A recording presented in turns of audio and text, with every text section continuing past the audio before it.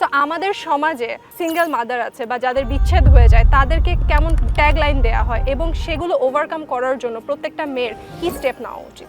Online এবং offline দুইটা ক্ষেত্রে আমাদেরকে সাফার করতে হয়। ও তোমার ডিভোর্স হয়ে গেছে, তুমি সিঙ্গেল মাদার, তুমি তো এখন যা ইচ্ছা তাই করতে পারো।